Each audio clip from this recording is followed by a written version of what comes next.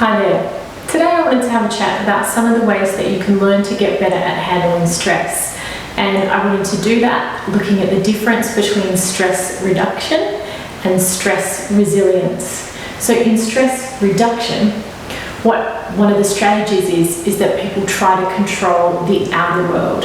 And that includes the things that they have limited control over. In stress resilience, we learn that there are things that, yes, we can change, but there's always going to be a level of uncertainty as well, and that we can learn to be okay with that uncertainty.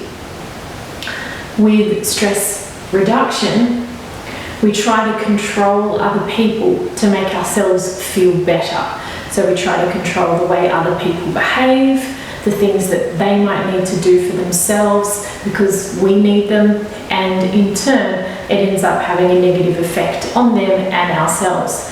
But with stress resilience, we learn to stay connected to our own needs. And this doesn't mean that we don't have the support of other people around us, but we don't try to control them to get our needs met. We learn to meet our own needs. With stress reduction, we cut off, dissociate, or avoid the feelings in our body, and we fixate on the outer world. So our awareness focuses outside of ourselves, and what this means is that we lose touch with what our needs might be. And so with stress resilience, we are bringing awareness to the sensations that are coming up inside of us. And as we get better at practice and learn to do that, we can stand back from negative thoughts. We can stand back from the potent emotions that tend to sweep us away and learn to stay with those sensations and listen to what it is they're telling us that they need. So the difference with that is the focus of awareness with stress reduction is outside of ourselves, but with stress resilience, we're learning to stay connected within ourselves as well.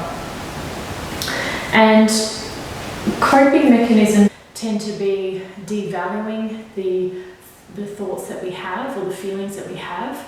So things like, it's not that bad, or trying to judge ourselves for feeling a certain way. So we might say, it's silly that I feel this way, I don't know why I am.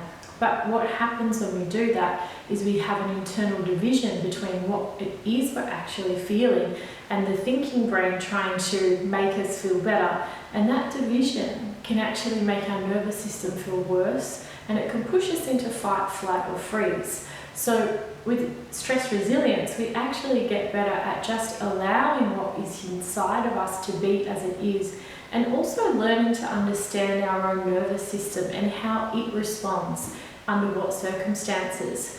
When we do that and we have effective strategies in place that helps us to attend and befriend to our sensations, our window of tolerance for difficult or painful sensations actually gets bigger.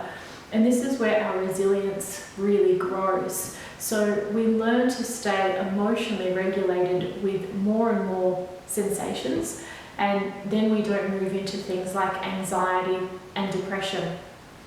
The practices of stress reduction are actually shrinking our window of tolerance, and that means there's less sensations that we can tolerate without having dysregulation of our nervous system. And that's where we end up with things like anxiety and depression.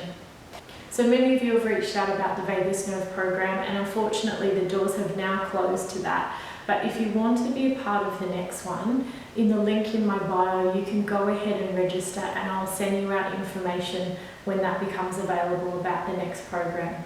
Thank you so much for watching. Take care.